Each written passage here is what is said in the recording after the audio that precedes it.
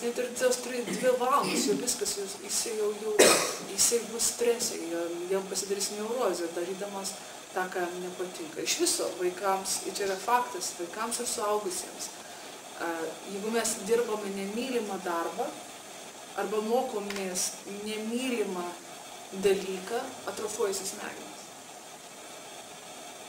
Ir pagalvokime, ką mes darome, kiek atrofuotų mūsų smegenų ląstelių. Jeigu kažką tai mes darom, ko visiškai mums nepatinka, o vaikai mokosi to, ko mums visiškai nepatinka. Geras toksai klausimas mums paklausti, nors aš tokia išvada ir turiu, kad mums reikia daugiau dirbti su vaikais toj vietoje, kurie yra jau jie pašaukti. Tai aš būtent turiu tokią mažą gyslelę, mes turim kažkokį tai genijų, aš turiu tokį vieną mažą tokį sugebėjimą pamatyti, kur yra talentai žmonių ir kaip juos kultivuoti.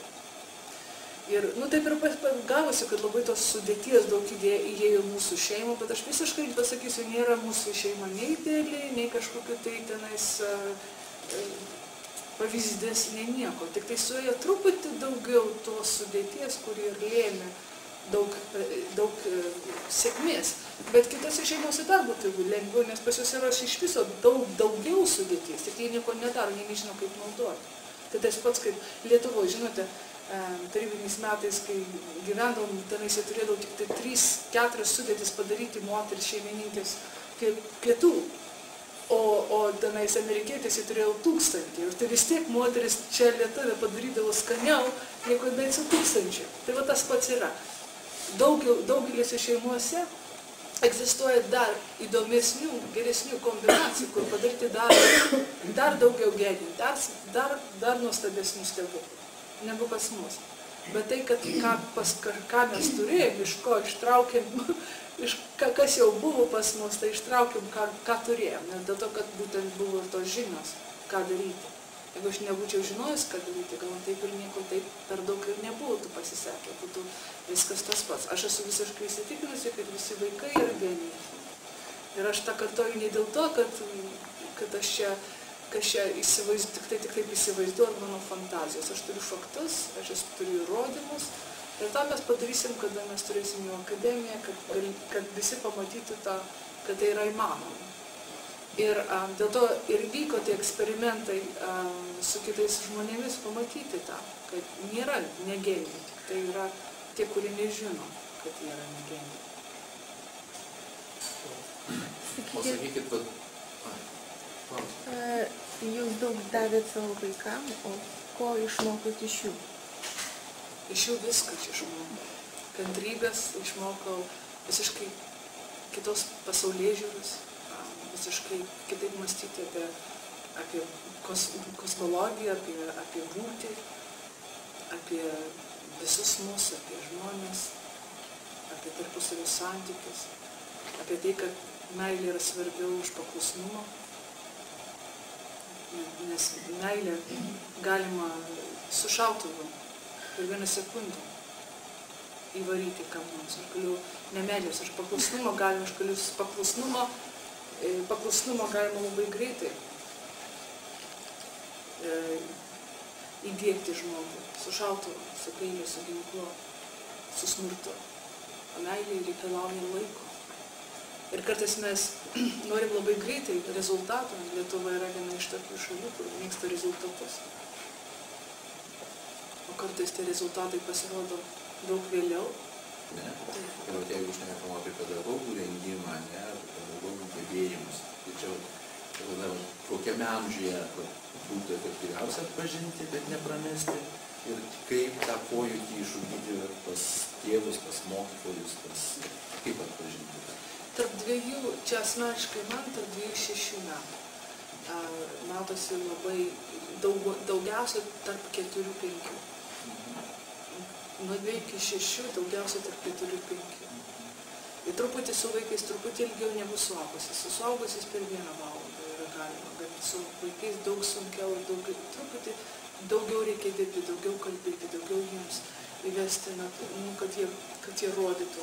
Aš kartais su vaikais dirbu labai nestandartiškai. Aš kartais tyliu, po 8 valandas su jais. Jie man viską rodo, jie mane vedžioja, aš jų pasaulyje esu.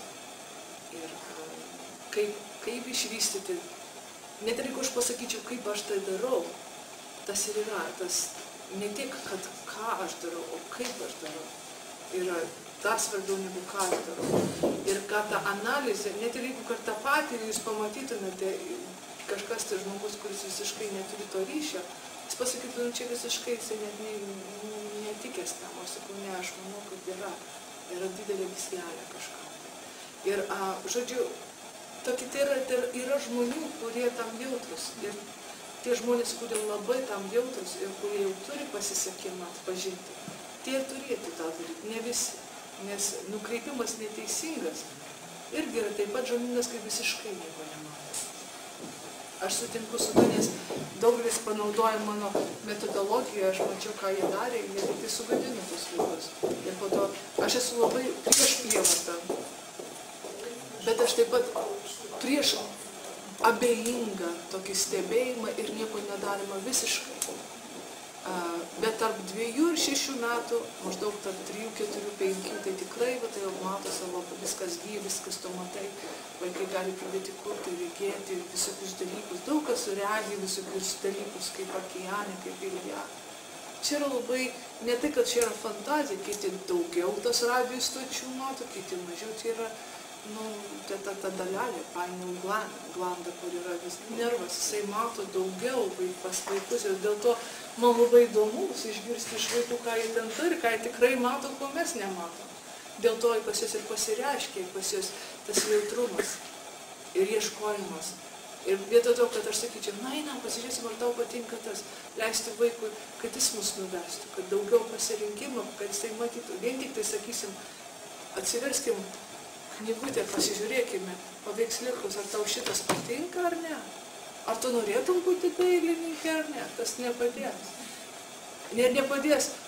Nepadės sužinoti, ar vaikui patinka kulinarija, tik tai žiūrint kulinarijos programą. Reikia ragauti, reikia pjaustyti, reikia maišyti, reikia eksperimentuoti, reikia ragauti, reikia kurti. Tada, ir kartais reikia daug padirbėti su vaikais, kad atpažinti, kur jums reikia įtraukti. Bet palaipsniui, net jeigu tai yra ne savaitės kitiem, gal tai yra metų bėgyje, tu matai ir žiūri, kad vaikas daugiau kaip mikropasaulis, jis gal tik taip, viską jisai mato mažumėje, kitas erdvėje. Tai jūs iš karto matai, kad daug kas atkrinta, kai vaikas, sakysim, kuris mėgsta bėgioti nuo vienos sienos iki kitos ir va šitai bėgioja po visas pusės, tai žinoma, jau tu žinai, kokiem dalykams visiškai negalėtų net susikaupti ir sėdėti kažką tai tokio. Jam reikia fiziškai atsiskleisti kitose vietose, gal šokime, gal sora su gyvuliais, gal auginti kažkokius didelis medžius ir taip toliau, su žeme daryti. Žodžiu, labai yra daug, čia yra būtent tas yra mokslas ir menas, kaip surasti. Aš kalbuosi su vaikais labai, diskutuojam, mąstom, jie klausimus man, mes vaikštom, mes žiūrim, mes aplankome daug darbų. Aš noriu, kad vaikai susipažintų, kaip yra tikras gyvenimas, o ne kas yra popierinis gyvenimas. Net ir dabar, aš nesėdžiu, nors ar turiu 100 metų dabar darbo, aš turiu labai daug redakcinio darbo, vien tik surušiuoti viską, sudėti, ką jie padarė. Bet aš manau, kad aš svarbiau yra būtent susitikti gyvai su žmonėmis, apie tai pakalbėti. Tai tas, kad jeigu nepadarysiu, iki galo nepadarysiu. Rami dėl to. Dėl to, kada kai aš jau rami ir kai aš atsisėdu su vaiku, man nereikia skubinti jie vaiko. Tada jisai man rodo ir jisai žino, kad aš jo neskubinu. Jis žino, kad aš jam duodu visą laiką, jis tada ir skleidžiasi. Mes gėlės nepaimam, nespaudžiam ir netraukiam, greičiau aug, nes niekaip neištempsim jas greičiau, negu jai programa teikia, kaip jinai turi skleistis. Mes tik tai galim dirbą papurenti, pasižiūrėti, kad nepersivalintų jos saulė, kad didelis uraganas.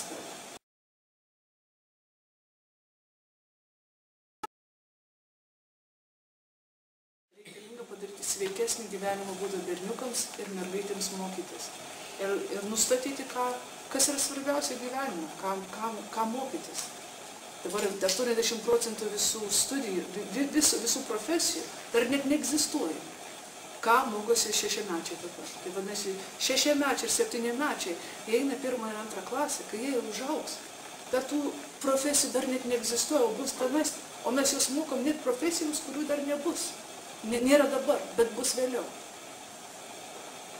Pagalvokite vieną sekundę, aš tikrai, aš galvoju apie tai visus metus, kiekvieną dieną, aš galvoju, ką mes darom, ką mes mokom, ką mes pagrindė visą laiką.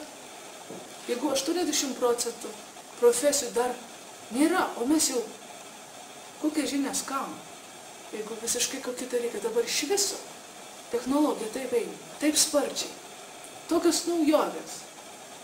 Ir masės dar nežino, kokios tikrai naujovės atėjo. Mes esame prisirišę prie kai kurių grupių, kur mes turim labai įdomios privačios informacijos, kas vyksta, kur yra mano atžvilgiu, kai truputį ir žiauri.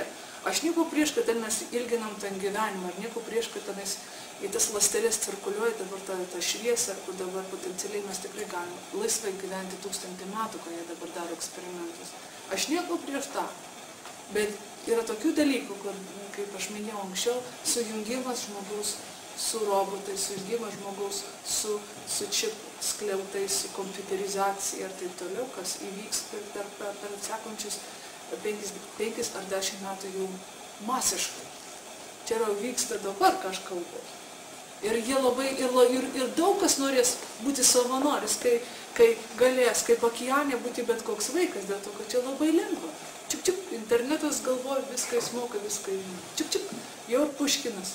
Čiuk, truputį, čia vienoje minutė ir net gėris. Tai įsivaizduokite, aš vis dėlto galvoju, kas iš jūsų dabar savo vaiką arba savo mokinį, čia yra tokia laboratorija.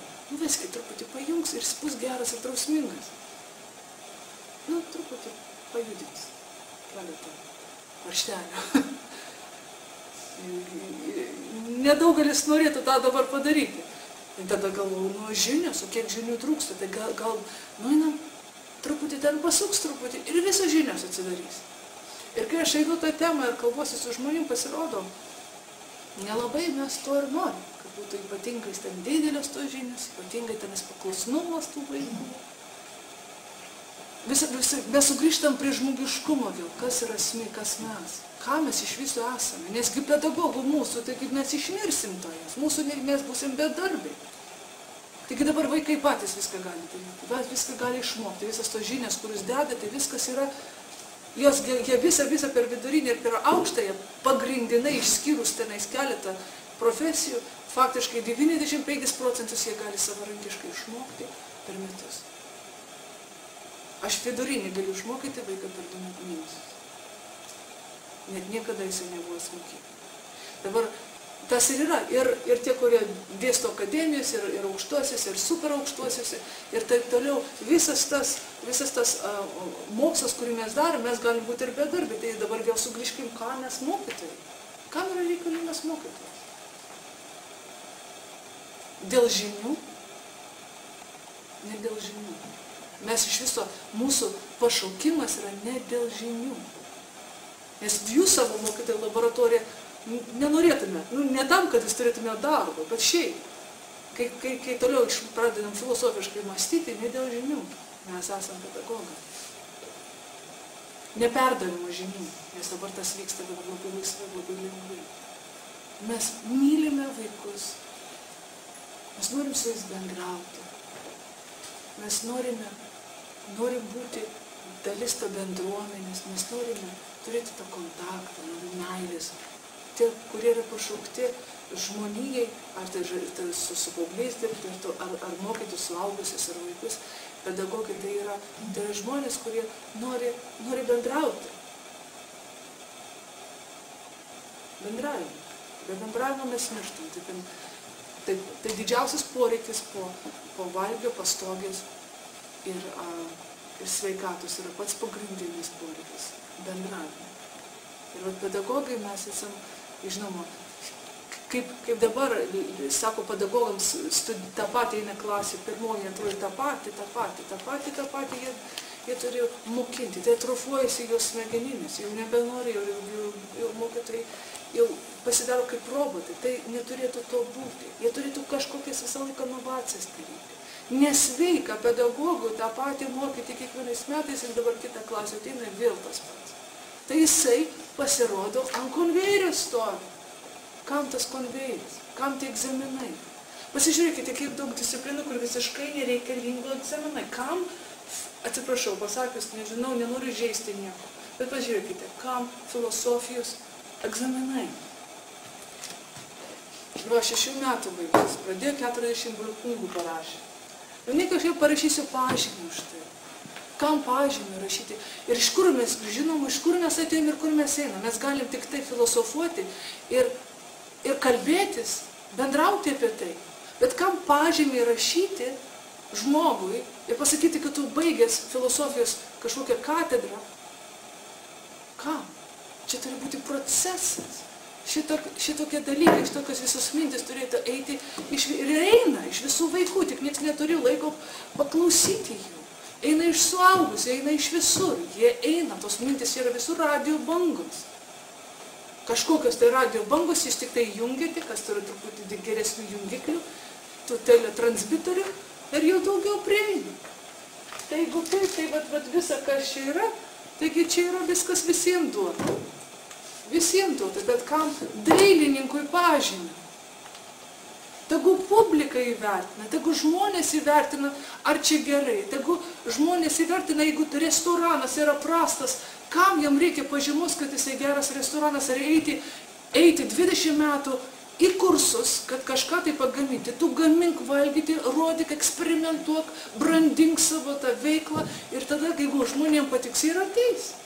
O jeigu yra bjaurus maistas, netikė padavėjai, argi jūs eisite tą restoraną? Neisite. Tai tegu liaudis ir iškelia tuos, kuri nori. Jie pasirenka, kas yra gerai. Yra tik tai labai mažai profesijų, gal tikrai, tik nedaugiau kaip 2, 3, gal 5% profesijų, kur reikalauja kažkokią tai tikrai kaip medicinoje. Bet ir net medicinoje, kas yra klaiku. Medicinoje jau aš galiu mokinti vaiką nuo 5 metų, medicinos. Jis jau gali žinoti iki jau 10 metų. Jau 10 metų jau gali visą turėti savoką beveik baigęs vidurinį universitetą, institutą, medicinos. Jeigu jis nori, jam reikia praktikos, jam reikia daryti, tikrus dalykus, matyti tikras ligas, jam reikia eiti su profesionalais dirbti. Mūsų vaikams reikia būti su profesionalais, kad jie mokėtų dirbti. Kas yra pedagogas? Pedagogas tikras, kuris yra kažkokiu tai būdu mylinti savo darbą, kuris nori perteikti vaikams. O dabar pasidarėm mes pedagogai kas? Nieko nei truputį tą mokam ir taip niekur nemokam. Bet iš tikrųjų, pedagogas tikrasis, kuris myli žmogų, myli vaiką, taip jam patinka, taip nori parodyti. Ir jis būtent moka parodyti kažką tai kitiem. Ir šalia, jeigu aš sakysim daktarė, tai ateik, aš parodysiu, kas čia yra, kas čia yra knygose, čia nuotraukose, matai, tas žmogus užsidėk savo, žinai, tą juostelę, eisim dabar, žiūrėsim, kaip gydyti. Taip anksčiau darydavo. Viskas aukštinkojam dabar apsivertė šį šimtmetį. O anksčiau taip ir buvo. Aš nieko naujo neišgalvoju. Viskas tai buvo aišku. Viskas aišku, kad paauglystė meilė atsiranda daug anksčiau, dabar iš viso paauglystė mes dar tempiame iki 30 metų. Jau šeimą sukurkim vėliau. O to, ką mes žinom, ką tenais paaugliai daro, kur tie abortai, kur tie veiksniai, kurių mes dabar matom ar apstu. Tai to, kad mes principų nesilaikom tų, kurie niekada nesikeičia. Ir kas nesikeičia, yra žmogaus biologija normali. Vaikas negali šitaip sėdėti, o dabar tik dabar pastatė, šitaip 8 valandas Čiurlionio meno mokyklai paklausiau, o jie išeina, tenais 8 iš ryto, ateina 11 nakties. Jau tai vergovinis santvarka. Tai jau čia negerai. Kas iš to, kad jie bus tai atlikėjai? O jau jie kaip amerikiečiai sako zombiai. jau viskas, jau išglebę, jau jie negali pajudėti, jau akys stiklinės.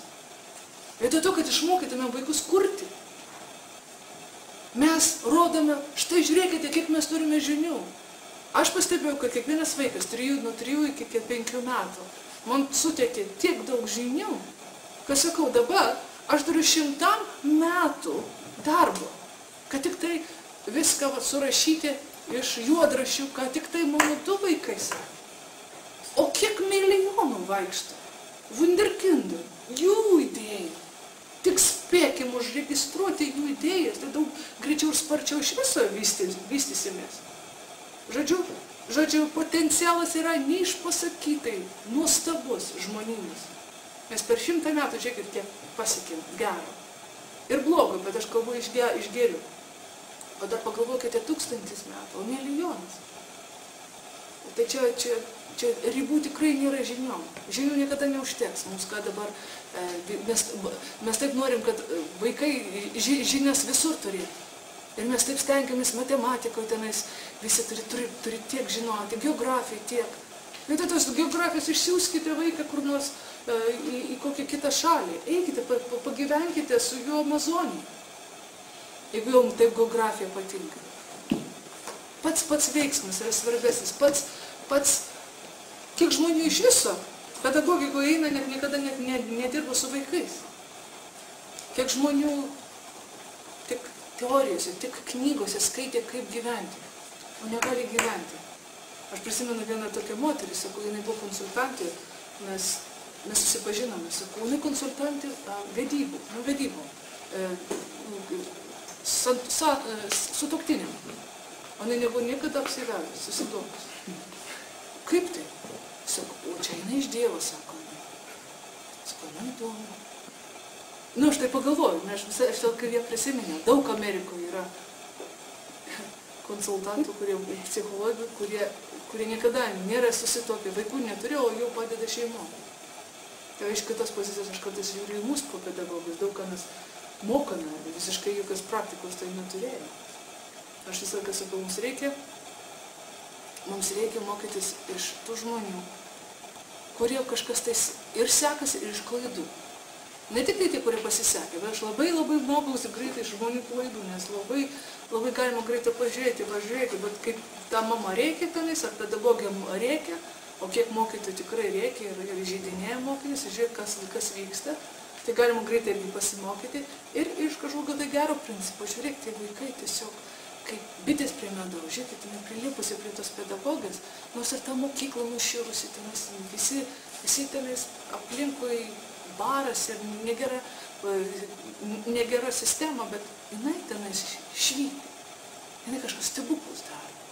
Mano tėvas buvo įdomus pedagogas, iš baltos šlepetis pasiūdavo vaikams ir išdažydavo baltais sienas, kažkokius eksperimentus darydavo, padaryti kažką kito. 5 visiems rašydavo, ar jie ten gerai mokindavus ar negerai, bet tai būdavo dar, tai buvo prieš kokią 65 metus. Tai, žodžiu, mes visi, tokį turi potencialą, tokias galimybės, padaryti viską kitaip, viską geriau.